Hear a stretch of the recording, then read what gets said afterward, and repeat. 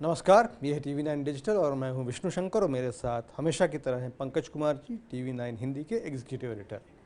आज हम लोग बात करेंगे हिमाचल प्रदेश की। जैसा आप जानते ही हैं, कल विधानसभा चुनाव का नतीजा आया हिमाचल प्रदेश की विधानसभा के लिए। 68 सीटों में से 40 सीटें जीतकर कांग्रेस सरकार बनाने जा रही है। भारतीय जनता पार्टी को 25 सीटें मिली और अन्य लोगों को 3 सीटें मिली। लेकिन अगर मुख्यमंत्री का पद लेना इतना आसान होता तो खबर नहीं बनती, जैसा अमूमन होता है। अभी इस समय शिमला में जो कांग्रेस पार्टी के पर्यवेक्षक हैं, केंद्रीय पर्यवेक्षक भूपेश बघेल और भूपिंदर सिंह हुड्डा, और जो राज्य के प्रभारी हैं हिमाचल प्रदेश के राजीव शुक्ला, कुछ समय पहले तक वहाँ पर प्रतिभा सिंह, जो वीरभद्र सिंह की पत्नी हैं और प्रदेश कांग्रेस कमेटी के अध्यक्ष हैं, वो मुख्यमंत्री पद के लिए उनका चुना जाना क्यों ज़रूरी है, ये समझाने की कोशिश कर रही थी। इसके अलावा और भी लोग दौड़ में हैं, जिनमें सुखविंदर सिंह सुक्खू, जो कि पुराने PCC प्रेसिडेंट हैं, और मुकेश अग्निहोत्री, जो अभी बाहर जाती हुई विधानसभा में कांग्रेस विधायक दल के नेता थे। इनके नाम प्रमुख रूप से लिए जा रहे हैं। पंकज जी, अमूमन सभी पार्टियों में जब चुनाव के बाद मुख्यमंत्री पद की चुनाव की बात आती है तो ऐसा लगता है कि सारे घोड़े खुल गए। हर व्यक्ति अपना दावा पेश करता है कि मेरे अलावा कोई नहीं, क्योंकि मैं ही पार्टी का सबसे बड़ा झंडा बरदार हूँ। कांग्रेस में भी वही कहानी देखने में आ रही है फिर से। आप क्या समझते हैं?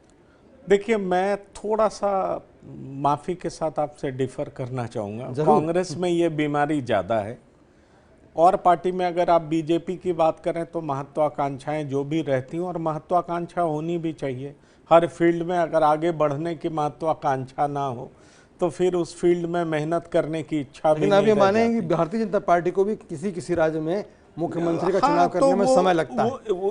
देखिए, खास तौर पे जब नरेंद्र मोदी का नेतृत्व जब से आया है, उसके बाद से ये दिक्कत अगर आप देख लें तो एक राजस्थान को छोड़ करके वो भी विजिबल नहीं है, अंदर की ही कहानी है। लेकिन कांग्रेस नेतृत्व जब से कमजोर हुआ है तब से आप देखिए इस तरह की कहानी बहुत सामने आती है। अब कांग्रेस नेतृत्व को भी ये समझना पड़ेगा कि आला कमान जैसी बातें जो कभी पहले होती थी, जब होता यह है कि आला कमान के पास वोट बैंक इतने ज़्यादा हों, वो अपनी मर्जी से चुनाव जीता और हरवा सकते हो, तब तो समझ में आता है कि वो जिसको पसंद करें उसको मुख्यमंत्री बनाएं। पंजाब में उन्होंने जो किया उसका रिजल्ट कांग्रेस को मिल चुका है। अब सवाल उठता है कि हिमाचल में CM कौन हो? प्रतिभा सिंह लगातार दावा कर रही हैं, वो मिलके भी निकली हैं, पर्यवेक्षक से मिलके निकली हैं, तो यहाँ तक प्रभारी हैं पंकज जी के 25 विधायक जो हैं वो प्रतिभा सिंह का समर्थन कर रहे हैं। अगर उनकी बात नहीं मानी गई तो पार्टी टूट भी सकती है। देखिए, अभी अभी उनके जरिए जो खबर आई है उसमें वो इस बात को डिनाई कर रही हैं कि किसने कहा है कि मैं MLAs को लेकर के अलग हो जाऊंगी। लेकिन प्रत्यक्ष रूप से कहने की बात कुछ और होती है, परोक्ष में कुछ और चल रहा होता है। पर इतनी बात जरूर है कि जिस तरीके से खींचतान वहां पर जारी है, और 6 कंटेंडर, ये आज की कहानी मीडिया में इसलिए आई है क्योंकि अब मुख्यमंत्री कौन होगा सबकी नज़र वहीं पर है। पर मैं आपको बता दूं कि परिणाम से पहले 6 से ज़्यादा उम्मीदवार जो कि अपने जीत को लेकर के कॉन्फिडेंट थे, बताया जाता है 8 ऐसे नेता हिमाचल के दिल्ली में बैठे हुए थे जो CM बनना चाह रहे थे। आप इसी बात से समझ सकते हैं कि किस तरीके से कांग्रेस पार्टी नेतृत्व को लेकर के बिखरी हुई है। सबको लगता है कि हम CM के उम्मीदवार हैं। कहा यह जा रहा है कि चुनाव में इसका फायदा जरूर हुआ, क्योंकि जब अपने क्षेत्रों में इन लोगों ने कहा कि मैं जीतूंगा तो CM बनूंगा, इसलिए जनता ने ज्यादा भरोसा दिखाया, क्योंकि जनता को लगा होगा कि ये जीत कर आएंगे और CM बनेंगे तो हमें इसका फायदा होगा, क्षेत्र का फायदा होगा। लेकिन अब चुनाव जीतने के बाद ये देखिए, जो पर्यवेक्षक हैं, जो प्रभारी हैं, वो अभी प्रतिभा सिंह से मिले हैं। प्रतिभा सिंह ने अपना दावा ठोका है, लेकिन दावा ठोकने के बाद जिस तरीके का बॉडी लैंग्वेज है और जिस कसमकस के बीच पर्यवेक्षक उतरे हैं, केंद्रीय पर्यवेक्षक, ऑब्जर्वर, वहाँ के प्रभारी, क्योंकि काफ़ी मशक्कत के बीच उतरे हैं, क्योंकि प्रतिभा सिंह के समर्थकों ने उनकी गाड़ी को घेर लिया था और कहा था कि जी हाँ, रानी साहिबा ही मुख्यमंत्री होंगी, ये वीरभद्र सिंह की लेगेसी यही कैरी कर सकती हैं, और उन्हीं की वजह से चुनाव जीता गया है। और खुद प्रतिभा सिंह ने भी इस बात को कहा है कि वीरभद्र सिंह के नाम पर चुनाव जीता गया है, इसलिए वीरभद्र सिंह के परिवार को इग्नोर नहीं किया जा सकता। अब सवाल ये उठता है कि हाईकमान के सामने ये चुनौती है। अब देखना होगा कि किसको हाईकमान पसंद करता है, क्योंकि एक बात पर्यवेक्षक के द्वारा भी कहा गया है कि अनौपचारिक मीटिंग एमएलए के साथ की जाएगी और फिर हाईकमान डिसाइड करेगा। अब भगवान हाईकमान को सद्बुद्धि दे, जी हाँ, कि पार्टी हाईकमान ही जी हाँ, भगवान हाईकमान को सद्बुद्धि दे कि जो मेजॉरिटी एमएलए जिसको चाहते हैं वो ही नेता बने कांग्रेस का वहां पे राज्य का, और वही मुख्यमंत्री बने। लेकिन अगर इन पसंद में डिफरेंस होगा तो निश्चित तौर पर दिक्कत होगी। या कई बार एमएलए नेता को कहते हैं हम आपके साथ हैं, लेकिन अगर मौसम बदलता है, हाई कमान ज़्यादा मजबूत नज़र आता है, तो एमएलए अपना पाला भी बदलते हैं। ये तमाम सारी गतिविधियां होंगी जो पॉलिटिक्स का हिस्सा हैं। पर आपका जो सवाल था उसका जवाब मैं यही दे सकता हूं कि जब भी केंद्रीय नेतृत्व कमज़ोर पड़ता है तो इस तरह की घटनाएं आपको देखने को मिलेंगी।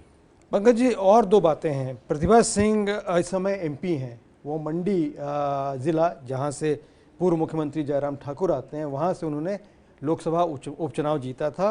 और सुनने में ये आया है कि कांग्रेस हाईकमान उनको मुख्यमंत्री बना करके वहां लोकसभा का उपचुनाव फिर से हो, इसकी मूड में नहीं है।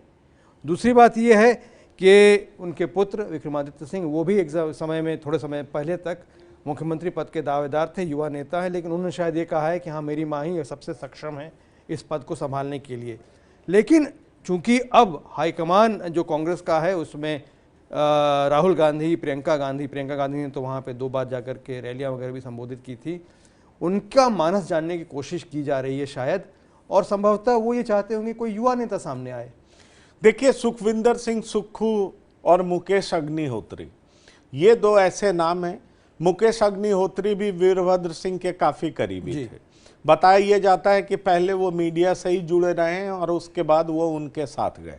जहाँ तक सुखविंदर सिंह सुक्खू का सवाल है, तो इनको ज़्यादा फेवरेट इसलिए माना जाता है कि प्रदेश ये यूथ कांग्रेस के अध्यक्ष भी रहे और लंबे समय तक रहे, तो इसलिए ये माना जा सकता है कि राहुल गांधी के करीबी हैं। प्रतिभा सिंह बार बार सोनिया गांधी का नाम ले रही हैं कि सोनिया जी के आशीर्वाद से मैं यहाँ पर आई। उपचुनाव में भी उनकी वजह से वो कहती हैं कि 4 चुनाव हमने जीता बीजेपी को हरा करके, और इस बार भी हम जीतने में कामयाब रहे हैं। तो जिस तरीके का बयान है उसमें साफ नज़र आ रहा है कि प्रतिभा सिंह कांग्रेस में किन के सहारे अपनी राजनीति को आगे बढ़ाना चाह रही हैं। लेकिन सवाल ये उठता है कि इस बारे में फैसला कौन लेगा, किसके फैसले को मंजूरी मिलेगी। ये कई ऐसे सवाल हैं, क्योंकि अगर कांग्रेस इस बात को लेकर के राजी हो गया होता कांग्रेस का हाईकमान, तो प्रतिभा सिंह के पास मैसेज होता, इस तरह की कोई दिक्कत ही नहीं होती। तो ये साफ जाहिर होता है कि प्रतिभा सिंह जो सोच रही है कांग्रेस हाईकमान उससे एक अलग राय रखता है, और इसीलिए ये डिफरेंसेस उभर कर सामने आ रहा है। अब सवाल उठता है कि क्या प्रतिभा सिंह इतने सारे विधायकों का साथ लेकर के, जो कि वो दावा कर रही हैं, उसके सहारे क्या कांग्रेस हाईकमान को प्रेशराइज कर पाएंगी? क्या कांग्रेस हाईकमान इस बात को लेकर के समझ जाएगा, या एक बार से फिर से अलर्ट हो जाएगा, जैसा आपने राजस्थान में देखा कि वो चाहते तो हैं सचिन पायलट को, लेकिन बीच बीच में अशोक गहलोत की धमकी के आगे नतमस्तक हो जाते हैं। अशोक गहलोत ने परोक्ष रूप से ही बहुत सारी ऐसी बातें कही हैं जो कांग्रेस हाईकमान के विरोध में गई हैं, और उसी का नतीजा रहा है कि आपने देखा अजय माकन ने राजस्थान से इस्तीफा दे दिया, वो प्रभारी नहीं रहे, नए प्रभारी का चुनाव करना पड़ा।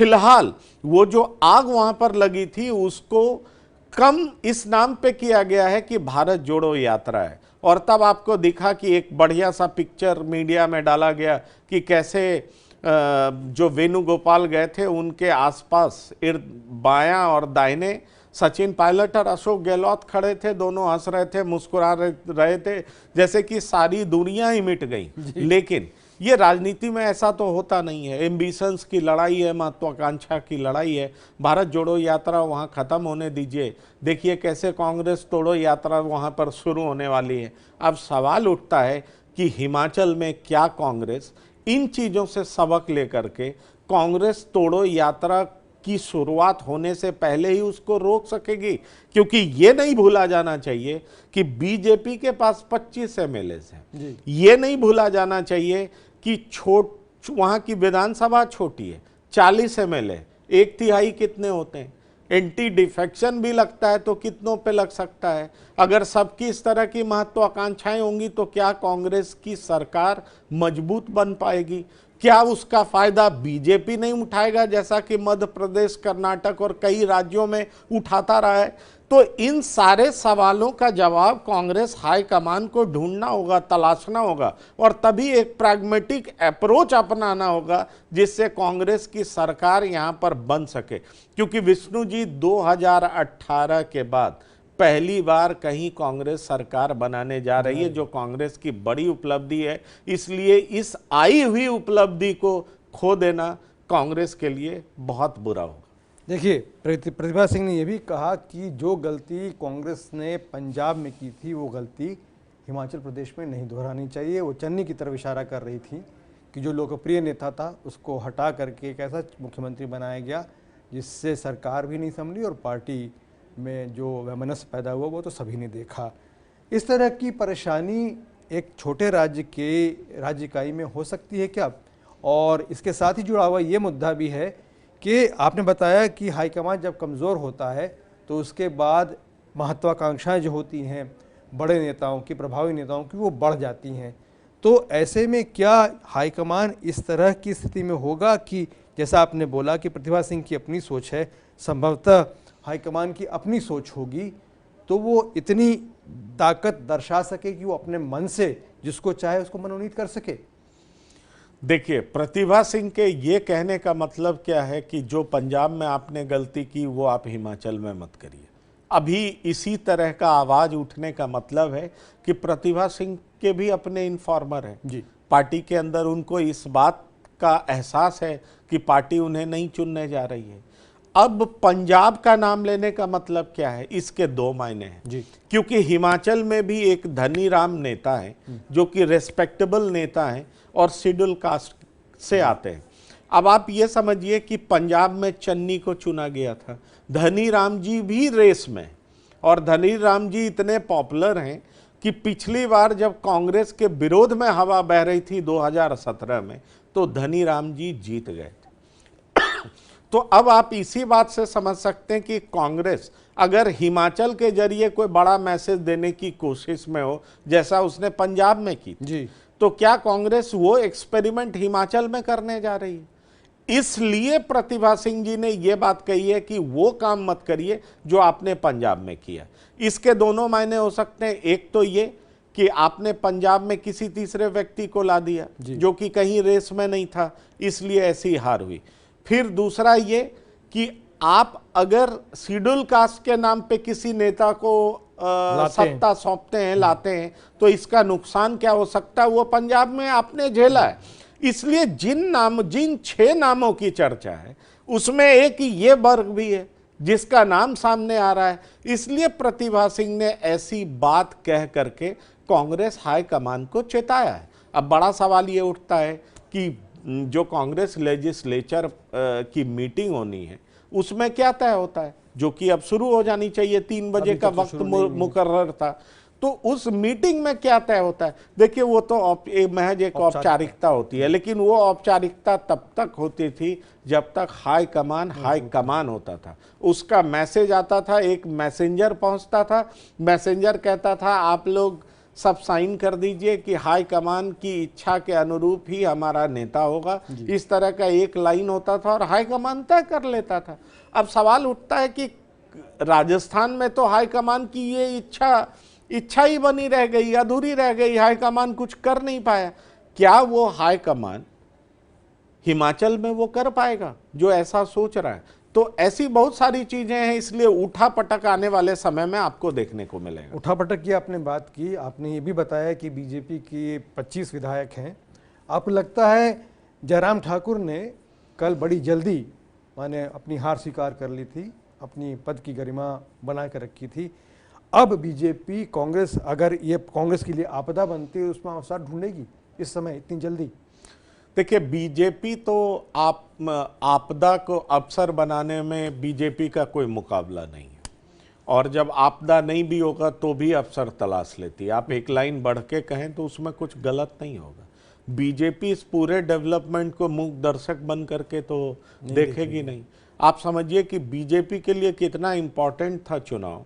बीजेपी इस बात से समझा जा सकता है कि उस राज्य से राष्ट्रीय अध्यक्ष आते हैं जी। उस राज्य से इंफॉर्मेशन एंड ब्रॉडकास्टिंग मिनिस्टर आते हैं, वहां पर बीजेपी की करारी हार हुई है। प्रधानमंत्री ने कई रैलियां की हैं। सवाल ये उठता है कि चुनाव से ठीक पहले ड्रग पार्क दिया गया, वंदे भारत एक्सप्रेस की घोषणा की, कई सारी ऐसी घोषणाएं की गई और उसके बाद बीजेपी हार गई। ये बात और है कि ठीक है, महज 35,000 37,000 वोटों का डिफरेंस है, महज 1% वोट का डिफरेंस है, लेकिन बीजेपी हारी। तो सीट्स की बात करें तो सीट्स का डिफरेंस बहुत ज्यादा है। इससे आप समझ सकते हैं कि बीजेपी ये क्या, किसी भी राज्य में बीजेपी मौका क्यों चूकना चाहेगी, और हिमाचल जैसे स्टेट में अगर मौका मिलेगा तो निश्चित तौर पर बीजेपी उसको भुनाएगी, उस मौके को, अपॉर्चुनिटी को क्यों जाने देगी। अब ये होता है कि जब घर फूटता है तो गंवार लूटता है, ये कहावत है। अगर इतने दावेदार होंगे, महत्वाकांक्षी होंगे किसी स्टेट में, तो निश्चित तौर पर मुझे तो नहीं दिखाई दे रहा है कि आने वाले समय में कांग्रेस की सरकार भी बनती है तो बड़ा ही स्मूथ गोइंग गवर्नमेंट चलने वाला है, क्योंकि चारों तरफ से इतने पुल्स होंगे कि उसको संभाल पाना किसी भी सरकार के लिए मुझे लगता है मुश्किल दिखाई पड़ रहा है। पंकज जी, आपके इस पूरे विश्लेषण के लिए आपका धन्यवाद। तो हिमाचल प्रदेश से जुड़ी हुई सभी खबरों के लिए आप TV9 के साथ जुड़े रहिए। अभी वहाँ पर राजनीतिक घटना चक्र में कई तरह के मोड़ आएंगे और जो भी खबर होगी सबसे पहले आपको TV9 डिजिटल पर देखने को मिलेगी। हमारे साथ जुड़ने के लिए धन्यवाद। अब इजाज़त दीजिए।